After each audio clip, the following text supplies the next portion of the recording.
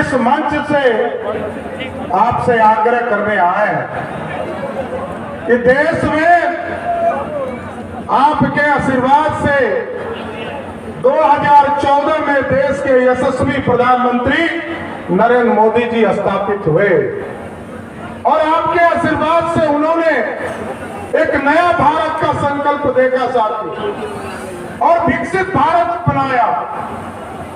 और जो आपने देखा दुनिया में डंका बज रहा है, उसका मूल कारण है कि जहानाबाद की जनता ने आशीर्वाद देकर मोदी को सत्ता तक पहुंचाने का काम किया। और साथियों, हम आग्रह करने आए, ये जो भारत बनाना है, विकसित भारत बनाना है, विकसित बिहार बनाना है, आप तभी संभव हो सकता है जब आपका एक एक वोट नरेंद्र मोदी जी के उम्मीदवार को मिले। और आज दुनिया में आप देख रहे होंगे साथियों, जिस अंग्रेजों ने 200 वर्षों तक हमको लूटने का काम किया था, उसी अंग्रेज को हराकर हम 12वें स्थान पर आर्थिक व्यवस्था में खड़ा थे। हमको चौथा वर्ल्ड कहा जाता था, दुनिया चौथी दुनिया कहा जाता था, भारत गरीब देश माना जाता था। आज मोदी जी ने उसी अंग्रेज को हराकर 12वें स्थान से उठाकर 5वें स्थान पर करने का काम किया। ये है मोदी की ताकत साथियों। और मोदी जी लगातार ये विश्वास रखते हैं, मेकिंग इंडिया का सपना देखना है। पहले लोग कहते थे सोने की चिड़िया, कभी मुगल आए उसने लूटने का काम किया, 400 वर्ष तक इस देश को लूटा। उसके पहले मोहम्मद गजनी, जिसने 17 बार भारत को लूटने का काम किया साथियों, 200 वर्षों तक अंग्रेजों को लूटा। लेकिन मोदी जी ने कहा अब सोने की चिड़िया नहीं बनाना है, मेकिंग इंडिया के तहत सोने का शेर बनाना है जो दुनिया में दहाड़ने का काम कर सकेगा। और ये है भारत। आज दुनिया में डंका बज रहा है, सब जिधर जाइए भारत भारत भारत, इसकी चर्चा होती है। और मजबूर सरकार नहीं चाहिए, मजबूत सरकार चाहिए। आप याद कीजिए, आप लोगों ने स्विच दाबने वाली सरकार भी बनाई थी। जब यूपीए का सरकार था साथियों, तो मनमोहन सिंह जी मौनी बाबा थे। जब तक श्रीमती गांधी स्विच नहीं दाबती थी, तब तक मनमोहन सिंह, जब तक सोनिया गांधी स्विच नहीं दाबती थी, तब तक मनमोहन सिंह बोलते थे। और देश में 56 इंच का सीना वाला प्रधानमंत्री है साथियों। आज दुनिया में डंका बज रहा है, यूक्रेन और रशिया का लड़ाई चल रहा है, पिछले 2 साल से युद्ध चल रहा है साथियों। लेकिन भारत के बच्चे फंस गए थे यूक्रेन में, लाखों बच्चे वहां फंस गए। भारत के लोग कह रहे थे मेरे बच्चे कब लौट कर आएंगे। मोदी जी ने फोन किया पुतिन जी को, रशिया के राष्ट्रपति को, युद्ध रुक गया। मोदी जी ने कहा भारत के बच्चे को लाना है। पुतिन ने पूछा भारत के बच्चे को पहचानेंगे कैसे मोदी जी? मोदी जी ने कहा जिस बच्चे के हाथ में तिरंगा होगा वही भारत का बच्चा होगा। ये है भारत साथियों। और भारत के बच्चे तो निकले ही, साथ में पाकिस्तानी और बांग्लादेशियों निकल गया साथियों। ये है भारत। आज साथियों, हम जरूर कहना चाहते हैं, आप गांव में जाएंगे, लोग पूछते होंगे कि चंद्रवंशी जी ने काम क्या किया। पहला काम किया, मोदी जी की सरकार बनाने में समर्थन किया। और आप बताइए, देश में आजादी के बाद 70 वर्षों में 3,56,00,000 लोगों का पक्का मकान बना साथियों। नरेंद्र मोदी जी के 10 साल में 4,35,00,000 लोगों का पक्का मकान बना। ये बताइए गांव में। और दूसरा एक वादा करके जा रहा हूं, अगले साल विधानसभा के चुनाव में फिर आऊंगा, नीतीश कुमार जी के तरफ से आपसे वादा करने आया हूं और गारंटी मोदी वाला देने आया हूं। मोदी जी ने वादा किया है इस देश में 3 करोड़ लोगों को पक्का मकान दूंगा। जहानाबाद लोकसभा में चंद्रेश्वर चंद्रवंशी जी को यह दायित्व देता हूं, एक एक गरीब का चिन्हित कीजिए घर, और पक्का मकान जिनका भी छूट गया है मोदी और नीतीश 2025 के पहले पूरा करने का काम करेंगे साथियों। एक एक आदमी का घर देना। और लोग पूछते हैं, पूछिएगा लालटेन का युग तो खत्म हो गया साथियों, लालटेन का युग खत्म हो गया। बढ़िए बढ़िए सभी, लालटेन का युग खत्म हो गया, अब तो एलईडी बल्ब का युग आ गया साथियों। मोदी जी ने 2014 के चुनाव में कहा था गांव गांव बिजली पहुंचाएंगे। 2017 में मोदी और नीतीश की सरकार बनी तो नीतीश और मोदी ने कहा घर घर बिजली पहुंचाएंगे। पहुंचा कि नहीं पहुंचा साथी? पहुंचा ना। इस बार मोदी जी और नीतीश जी ने वादा किया है, इस बार वोट दीजिए 2029 के पहले गरीबों के घर का सोलर युक्त बिजली बनाकर बिजली उत्पन्न ही नहीं होने देना है, बिजली बिल 0 कर देना है साथियों। ऐसा भारत बनाना है, बिजली बिल को ही 0 करना है। क्योंकि कुछ लोग ये अफवाह फैलाएंगे कि हम तो बिजली बिल माफ कर देंगे। कहां से करोगे? 15 साल तक लालू जी बिहार के मुख्यमंत्री रहे। याद कीजिए साथियों, जहानाबाद का परिचय क्या था कि मूड़ी कट जाएगा। आज जहानाबाद का परिचय है कि बिहार समृद्ध हो रहा है, जहानाबाद भी आगे बढ़ रहा है। इसलिए साथियों हम आग्रह करेंगे कि आप घर घर जाइए, कहिए गरीबों को पक्का मकान देने का काम मोदी सरकार करेगी।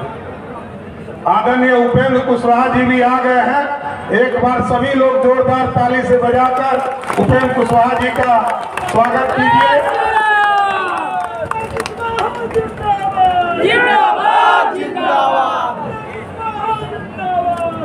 तो साथियों हम यही आग्रह करने आए हैं, गरीबों को पक्का मकान मोदी सरकार, गरीबों को पानी पीने के लिए मोदी नीतीश की सरकार, गरीबों को शौचालय जाने के लिए शौचालय की व्यवस्था मोदी सरकार। और जब शौचालय से किचन में आते हैं तो मोदी सरकार के द्वारा आपको उजाला योजना का गैस कनेक्शन 10 करोड़ लोगों को दिया। और उसके बाद अभी लोग बता रहे थे आपको कि जब देश में कोरोना फैला तो सबको खाने की व्यवस्था भी मोदी सरकार ने किया साथियों। और आज मैं एक गारंटी जरूर और देता हूं, अभी 2 मार्च को हम लोगों ने इसका घोषणा किया है कि बिहार के जितने गरीब हैं जिनको भी अनाज मिल रहा है उसका 5 लाख तक का इलाज अब मोदी और नीतीश कुमार किसी भी हॉस्पिटल में भर्ती होइएगा उसका इलाज मोदी और नीतीश कुमार की सरकार करेगा। लगातार हम लोग इस बार को बढ़ाने का काम कर रहे हैं, गरीब कल्याण के काम हो रहे हैं। लेकिन साथियों जब पक्का मकान मिल रहा था तो जिस तरह आप टेंट में बैठे हैं ना, हम तो लपकू समाज से आते हैं। पूरा देश जिनको आराध्य और प्रभु मानता है, प्रभु श्री राम भगवान मानता है, वो 550 वर्षों से इंतजार कर रहे थे कि कोई भगीरथ आए हमको भी उठाकर एक भव्य राम मंदिर में स्थापित करे। जैसे ही आपने 2019 में चंद्रेश्वर चंद्रवंशी जी को यहाँ से चुनाव जीता कर भेजा, वैसे ही मोदी जी ने एक भव्य राम मंदिर की स्थापना कर दिया था। जय जय श्री राम।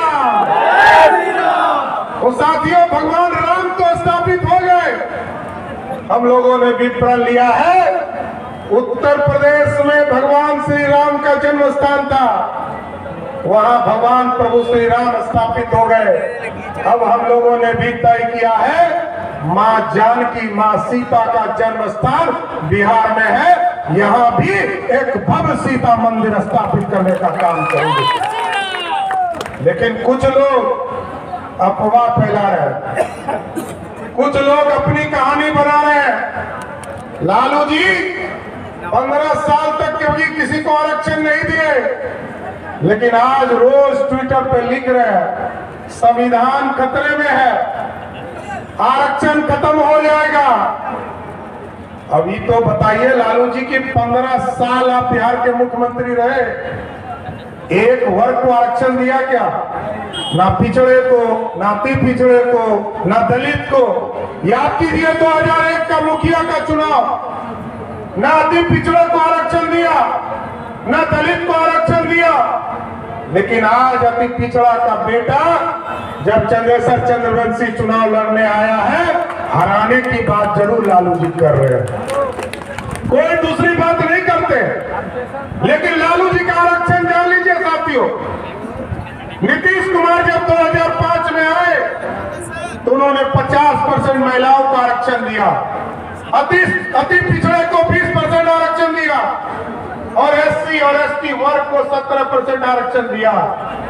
लेकिन लालू जी का आरक्षण क्या है पता है? लालू जी ने कहा मैं हटूंगा, मेरी पत्नी श्रीमती राबड़ी देवी को मुख्यमंत्री बनाओ, जनता ने बना दिया। फिर कहा कि मेरा बेटा क्रिकेट नहीं खेल पाया, वो क्रिकेट में पानी ढोता था, अब उसको उठा के उप मुख्यमंत्री बना दो, उप मुख्यमंत्री बना दिया। दूसरा बेटा जो अपनी पत्नी को मारकर घर से बाहर कर दिया। एक तरफ नीतीश कुमार जी महिलाओं के सम्मान में 50% का आरक्षण दे रहे हैं और दूसरे तरफ लालू प्रसाद जी का परिवार अपने घर से बहू को घर से बाहर निकालने का काम कर रहे हैं। और तब दूसरे बेटा को मंत्री बना दिया और जब आदरणीय राम कृपाल यादव जी ने उनकी बड़ी बेटी को चुनाव हरा दिया तो कहा आरक्षण देकर इसको राज्यसभा भेज दो। और आजकल एगो टूरिस्ट बेटी आई, टूरिस्ट बेटी समझ रहे हैं ना, आजकल एगो सिंगापुर से बेटी आई है। लालू जी जब जंगल राज बना दिए थे बिहार में, इसी जंगल राज को छोड़कर उनकी बेटी चली गई थी सिंगापुर। और आजकल सिंगापुर से जब नीतीश और मोदी की जोड़ी ने पूरे बिहार की व्यवस्था को ठीक किया तो अब बेटी उनकी टूरिस्ट बनकर बिहार आ गई, अब उनको एमपी बना। तो लालू जी का आरक्षण मैं और मेरा परिवार, और नीतीश कुमार जी और मोदी जी का परिवार कौन है? पूरा बिहार। ये बिहार मोदी और नीतीश का परिवार है सब। इसलिए साथियों हम आग्रह करेंगे, निवेदन करेंगे, लोग आपके बीच में आएंगे, भ्रम फैलाएंगे। लोग कहते हैं रोजगार दिया, आदरणीय माता जी पिताजी 15 साल मुख्यमंत्री रहे, 1 लाख लोगों को नौकरी मिला क्या? नहीं मिला। नीतीश कुमार जी और सुशील मोदी जी जब बिहार के मुख्यमंत्री हुए साथियों तो 7.5 लाख लोगों को नौकरी दिया। और एकदम वादा करके जा रहा हूं 2025 के चुनाव में फिर इसी धरती पर आऊंगा, 10 लाख का जो वादा नीतीश कुमार जी का है उसको 25 में पूरा करके ही नौजवानों को 10 लाख का नौकरी देने का काम। इसलिए साथियों आप लोगों से आग्रह करूंगा, निवेदन करूंगा, एक वोट मोदी जी को विकसित भारत बनाने के लिए, समृद्ध बिहार बनाने के लिए नीतीश कुमार जी को, और समृद्ध जहानाबाद, क्योंकि इतने शरीफ आदमी आपके सांसद है और दूसरे तरफ कैसे सांसद है आप भी समझ रहे हैं। उम्मीदवार दूसरे तरफ जो उम्मीदवार है उनको तो बोलने में भी डर लगेगा, लेकिन चंद्रेश्वर चंद्रवंशी जी ऐसे सिंपल आदमी है कि पहले वहां बैठे, फिर वहां बैठे, फिर यहाँ बैठे, फिर यहाँ बैठे। देखिए इतना शरीफ आदमी कभी उम्मीदवार नहीं हो सकता, इसलिए इनको जिताइए। और जो लोग जितने भी गरीब के लोग हैं तो जिताइएगा ना, पक्का ना? एक बार हाथ उठा के बोलिए पक्का जिता रहे हैं ना?